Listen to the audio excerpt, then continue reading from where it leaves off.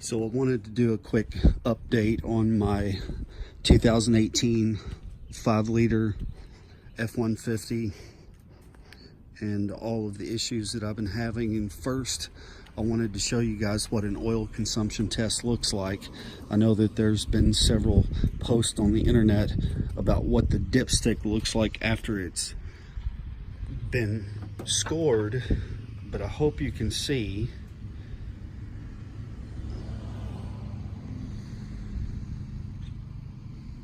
There's the dipstick, and that's exactly 1 quart between the top mark and the bottom mark. So this truck holds 8.8 quarts of oil, and they put 7.8 in it and mark the bottom, and then they add the last quart and then mark the top. So that's what the oil consumption test looks like. When they start the oil consumption test, they do put in a new, completely redesigned PCV valve, which certainly does help on the consumption of oil quite a bit. So if you are one of the F150 owners with the V8 and you take your truck in for an oil change, it probably wouldn't be a bad idea to go ahead and get the updated PCV valve. Not sure what they changed, but the dealership did confirm that it is a completely new part. Also wanted to show you, so I just rolled over 1,200 miles, and I've noticed on the tailpipe, so this truck again has 1,200 miles on it. I've been under an oil consumption test for about 500 miles now, but I want you to look at the tailpipe, and I'm going to take this rag, which has basically some waterless wash on it, and I want to show you in real time what this looks like. So I'm just going to take and that, my friends, is quite a bit for a new truck. So definitely signs of burning some oil. Also wanted to share a helpful hint with you. So WeatherTech, the folks who make the floor liners, they make a kit that is specifically cut for the F-150 windows. So the windshield, all 4 of the side glasses as well as the back. And if you're worried about your dash getting worse, or you're just trying to keep heat out of your truck, this is certainly a way to go. So far my dash hasn't gotten any worse, but I do religiously use those when I'm parked at work or parked out on the weekends, whatever the case may be. So the dash isn't getting worse because I'm going through the trouble of putting those in the windows.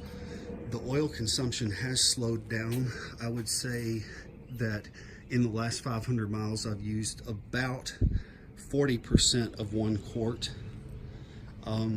So we're about halfway between the 2 hash marks that the dealership made on the dipstick. Again, it's really bright and sunny out here. Please forgive. But I want to show you if I can get this to focus. There we go.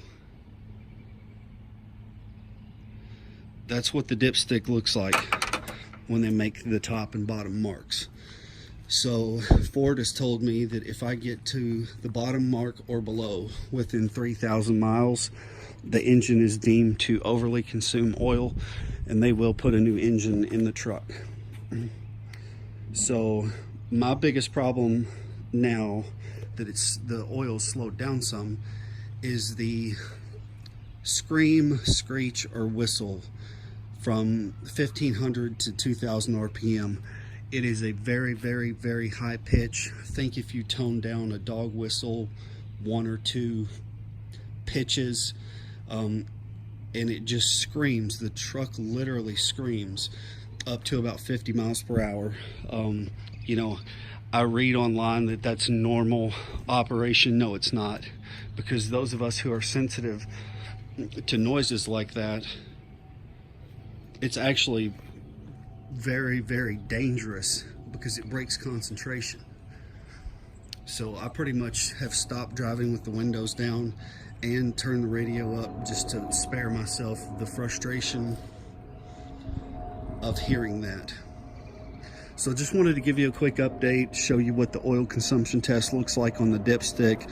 Also, I wanted to get on video in real time what it looks like. And I just wiped that 2 or 3 times. I'm sure I could get quite a bit more black off of there. And this is honestly a shame because this truck is absolutely gorgeous. It drives great, rides good, got a ton of power, definitely a ton of power. But if I could go back, I wouldn't have bought this truck. $55,000 truck, saved up for a long time for a down payment. Fairly nice chunk of change for monthly payments. And this is what I get to deal with. This is my first brand new Ford and absolutely my last Ford of my lifetime. I'm 42 years old. And once this saga is over, I will never own another Ford. In fact, my other vehicle is a Chevy. And man, do I wish this was a Silverado or an HD 2500. Anyway, feel free to leave your comments below. I'm kind of surprised at all the comments that I've had so far, especially those who are in the same boat as me. But God bless you guys. I wish you the very best with your trucks if you're going through what I'm going through. And I will make an update soon.